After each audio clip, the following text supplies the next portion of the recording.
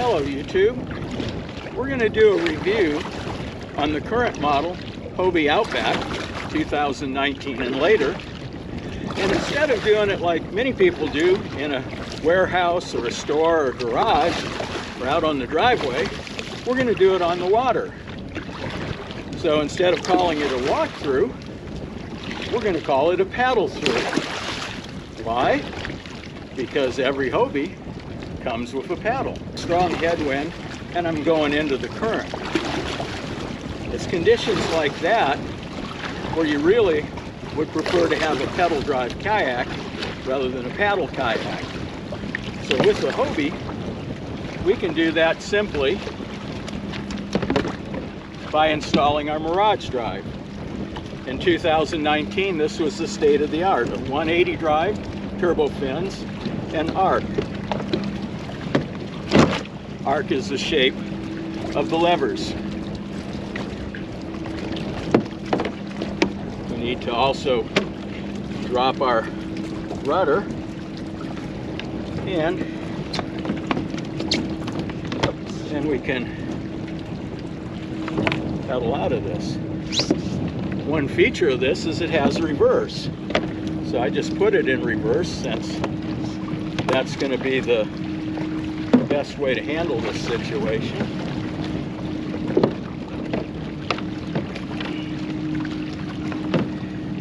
Go back to forward. Turn my helm. And away we go. Even with the boat at a standing stop, notice it corners quite well.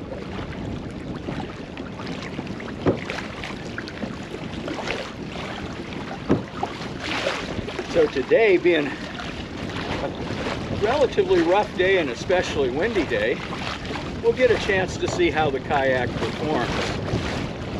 If we find a little bit calmer wind or water, we'll do an in-depth paddle as well to show you how it handles when it's being paddled.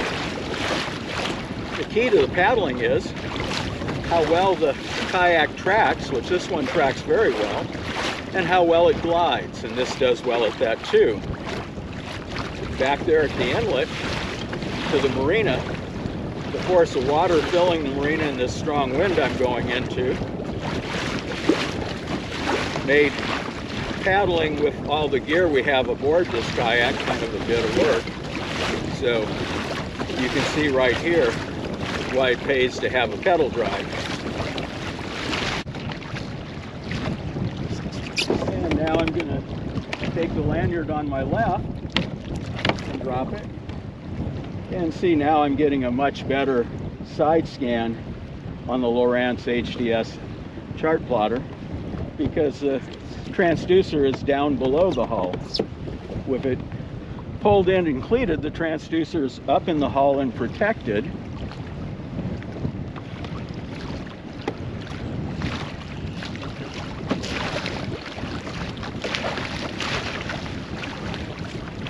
So you see an example here of how this hull performs in a little bit of a sea state.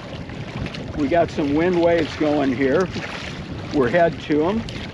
Notice that the hull, being as sleek as it is, just kind of cuts right through them. There will be some water that comes over the top, but most of it deflects out the two sides.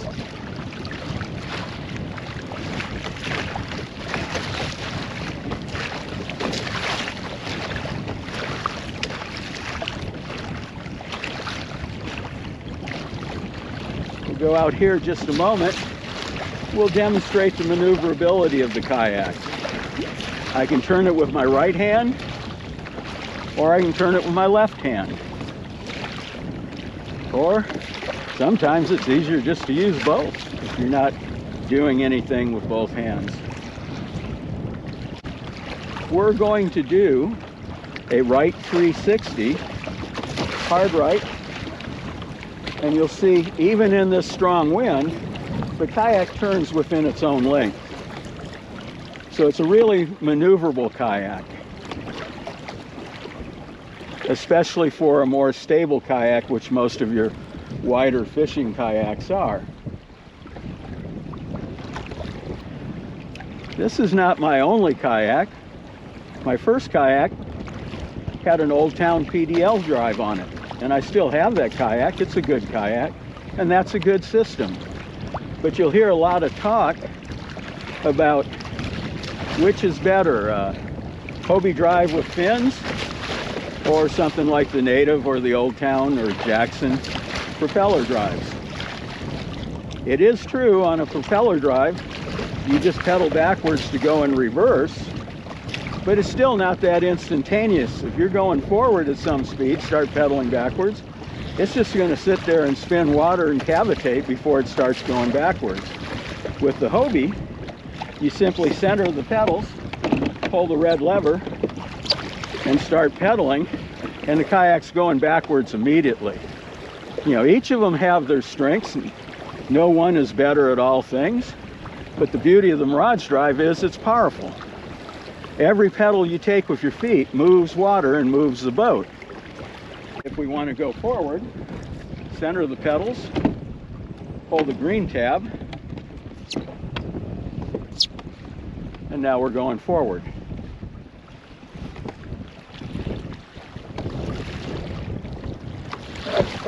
What I'm going to do here is put the kayak sideways to the waves. That's usually not a smart thing to do, but I'm going to do it to show you the kayak's stable. Kayaks have two types of stability. One is primary stability. That's when you first sit in it, how tippy does it feel? And the other one is secondary stability. That's the actual point where when you get off center on it, it's going to flip. An Outback has fairly relaxed primary stability so that it's more efficient. If you have too much primary stability, the kayak won't turn and maneuver, and it won't be as fast. There's different techniques you can use when you're pedaling a Hobie. Right now we're in plenty deep enough water, so I'm just making a full stroke.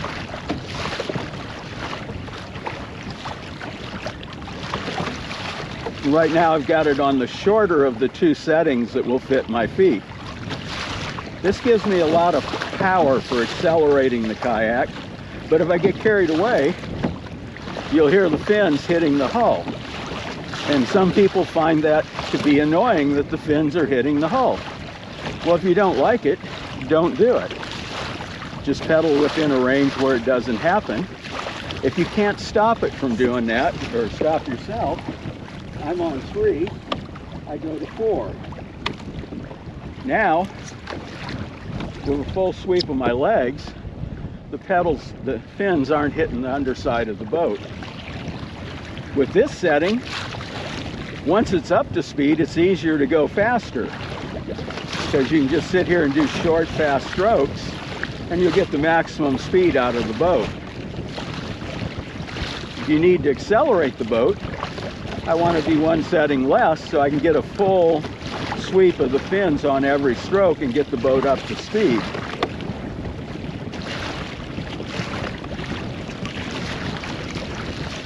I'm not going to set a world speed record here this time right now, because as we saw on the way out when we're paddling, we're pushing a pretty big wind. Now, another feature of the kayaks is if you're in shallow water,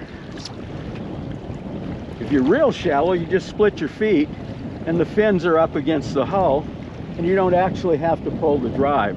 That's one of the big advantages a Hobie Mirage drive has over the other pedal drives. In the Old Town, you gotta release the drive, bring it up into the boat. Native the same way. Jackson, there is a little more flexible, so I guess that's why they call it a flex drive. So in the Hobie, you get in shallow water.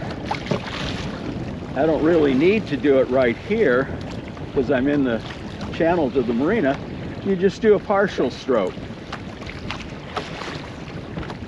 I kind of call that a flutter kick. Just from the hull and as far down as the depth will allow you to go, You're not going to set the world speed record on that, but you will get enough power to power the boat and maneuver it into deeper water. If you're really stuck in shallow water, under the seat is a bungee. Now my pedal is pinned up against the hull with the fins, with the one pedal full forward and one back. And I can go to paddling the kayak.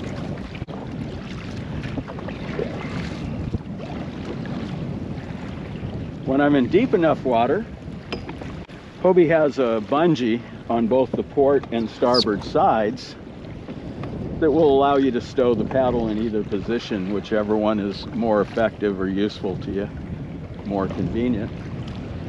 So as we can see, in this kind of a strong wind and bit of a sea state, it really pays to have a pedal drive kayak.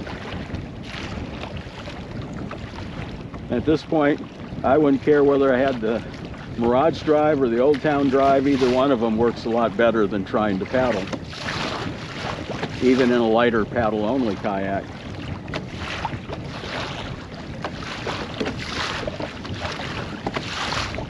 But what we were saying earlier, each push of the feet, each sweep of the fins moves major water. So if you've got a long way to go, the Mirage drive really is the better of them to do, because it's just like hiking, one foot after another, and you eventually get there. Each push of each foot moves you a little closer to your destination. So that pretty much covers our overview of the 2019 and later Hobie Outback. We hope you found it useful and that you enjoyed it. And if you did, please hit the like and subscribe button.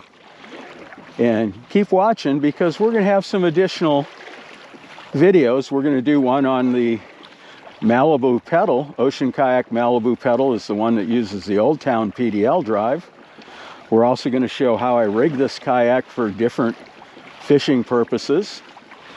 We're also going to show this kayak using a sail kit. We'll also have a video showing some fishing where we're putting the drive's ability to go shallow to use.